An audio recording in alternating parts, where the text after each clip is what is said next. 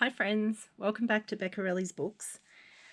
Today I've been playing around with this little technique that I wanted to show you how I did it. So all that we need is some watercolor paper. This is super cheap.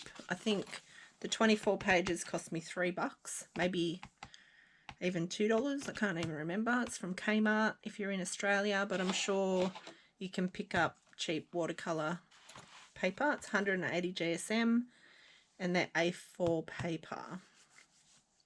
Also need a embossing folder machine thingy and an embossing folder that you want to use. So here are my embossing folders, and I really liked this one, but I have another one a little bit similar.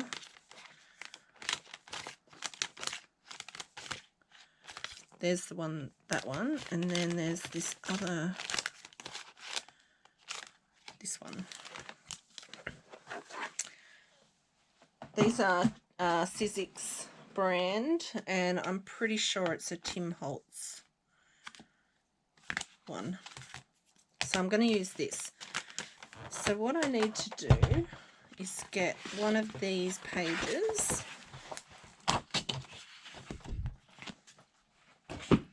and I just need to, I need half of it to make what I'm making.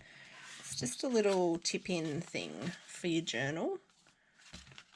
But I really like this technique and I just wanted to show you. So we're just going to tear it because I like the torn edge. You can cut it if you prefer. Alright, so then I want the embossed image to be, so sometimes you need to check that you're getting the right image. I want the small bits to be outwards and I want it on the rough side of this paper, so I'm going to do it this way. And then I also want to make sure that I've got enough room on each side to, one, make the part that is attaching to the journal, and on this side a little flap. So like here, I need to make this side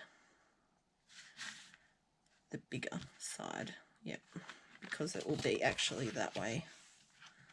So it's a bit bigger on that side, but I could make that into a pocket on the other page if I wanted to. Okay, so then I'm just going to run this through my Sizzixy Big Shot.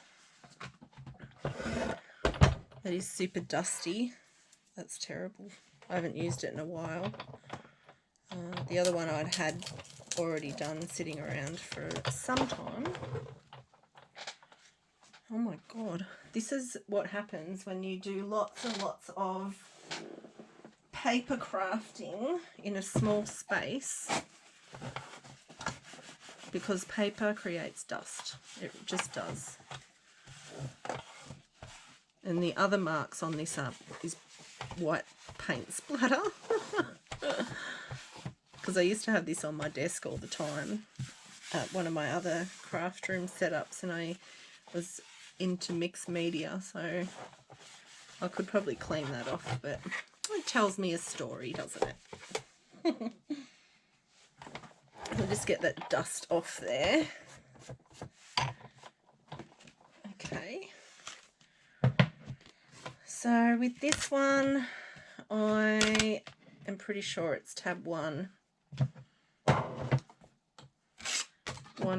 One plate, my embossing folder, and then the other plate. Let's just double check that I got that right.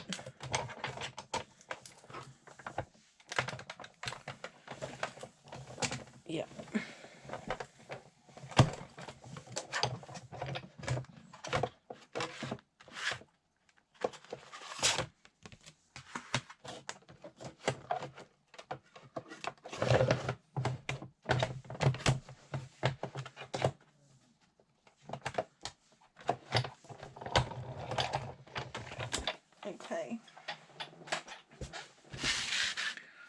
So then when I pull that out, it looks like that. How cool. Alright, so then the next step is to choose a colour from my, what do you call this? Distress inks.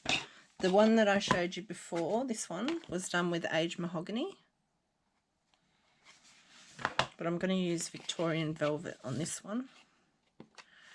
So we just run over the top just with the actual ink pad. Don't need a blending tool. You don't really want it on the bottom, like the low parts. And you want to get a little bit onto these parts too, so that you get a little bit of colour over there. Alright, and then you'll want a water spritzer. And you want to hold the water spritz nozzle facing what you want to wet, because I just sprayed that everywhere. And then give it a spray. This this colour is not as dark as the other one. You can see that this got a lot more colour on the back, which is completely fine. So once you've done that step, you want to make sure that all of the parts that you want to blend are wet.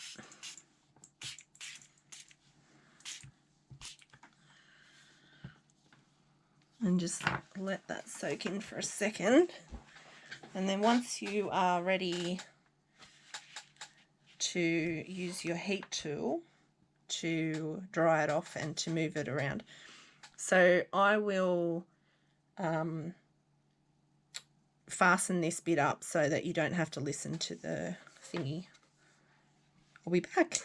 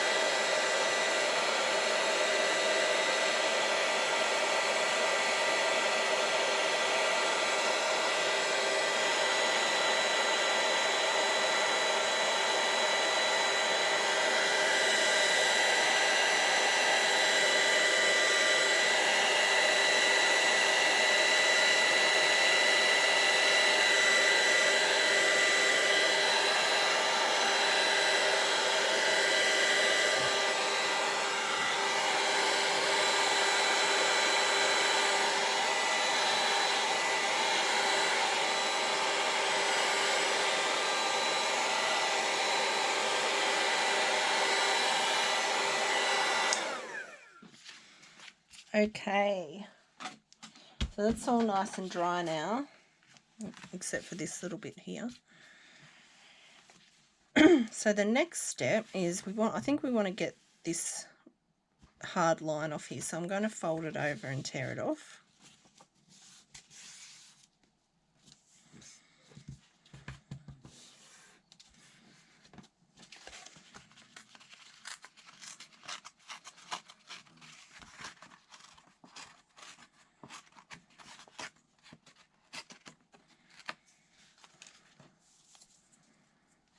And then I can use my inking tool just on the edge there a little bit. I still don't know where the top of this, like the handle is. I've misplaced it. All right. So then the next bit is to round off these corners.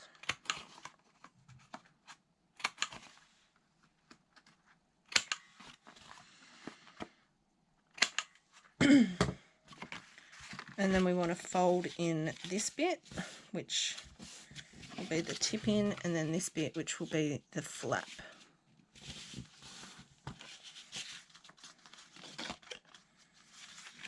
Alright, so that is what will actually show on your journal page. So for example, here's a journal page. And we will attach it onto that the back side like that, and then that is a flap, and a flap out like that. And then on this side you can attach it around 3 sides, so you've got a pocket. You could cover that with something, like I've covered this one here. I would have to cover this one for the pocket. So then I've just gotten some pretty paper, cut it to size, stuck it on, and lined it with a piece of cardstock. So I really like it. The technique is really fun. It's quick. It's not messy. Like, there's nothing that I need to clean up now. You can make heaps of them at a time if you want to. Whatever embossing folders you have and colours of ink that you have. So the excuse me. Excuse me. The combinations are endless. Let me know what you think of that little simple technique for your embossing folders, and let me know what you think. Thanks for watching. See you later. Bye.